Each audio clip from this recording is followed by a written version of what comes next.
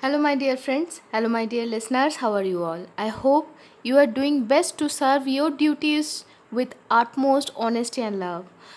And we are going to be successful in this journey with the grace of Almighty. With this best wish, let's start our journey through the life of our master Sri Ramakrishna Paramhansa. Till now, we came to know that Ma Sarda, at last, she reached her final destination, Dakshineswar, to Sri Ramakrishna Paramhansa. And what happened next? So let's proceed. Sri Ramakrishna was much disturbed at seeing Sarda Devi in such a weakened condition.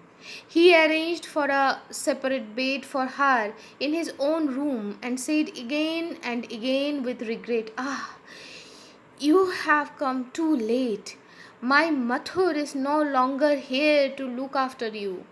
But with the good treatment and nursing under the personal supervision of the master, she recovered in 3 or 4 days.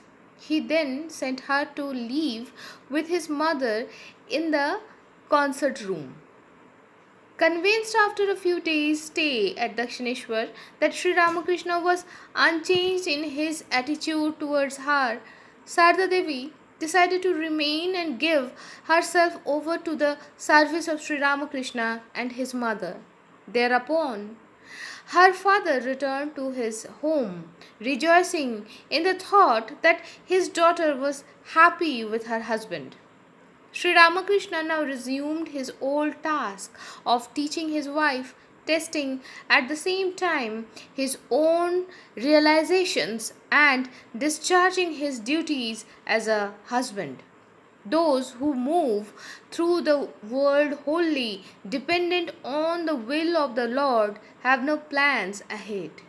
They wait and watch for guidance in everything they do.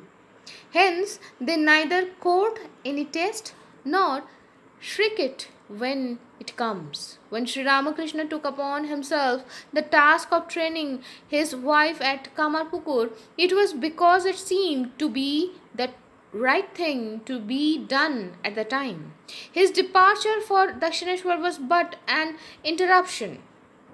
Now he took up the work again at the point where he had left off. His teaching covered a wide range of subjects from housekeeping to the knowledge of Brahman. Not content with mere instructions, he took particular care to see that she carried out his injunctions lovingly, correcting any mistake. One of the important lessons he gave to Sarda Devi at this time was, God is everybody's beloved. Just as the moon is dear to every child, everyone has an equal right to pray to him. Out of his grace, he manifests himself to all who call upon him. You too will see him if you but call upon him. Some months after the Holy Mother's arrival, there arose a curious desire in Sri Ramakrishna's mind which he lost no time in gratifying. It was the new moon of May 1872, an auspicious night for the worship of Kali, and Sri Ramakrishna made special arrangements for it in his own room, instructing the Holy Mother to be present. She went there. At 9 p.m., Sri Ramakrishna took the seat of the priest. After the preliminaries were over, he beckoned the Holy Mother to the seat which was reserved for the goddess. Sarda Devi was in a semi-conscious as she reverently watched the proceedings and, like one under a hypnotic spell, took the seat as she was told. Sri Ramakrishna, with the help of an assistant, went through the regular form of worship in which the Holy Mother took the place of the deity. During the ceremony, she went into Samadhi. The master, too, when he had finished the mantras, went into the superconscious state.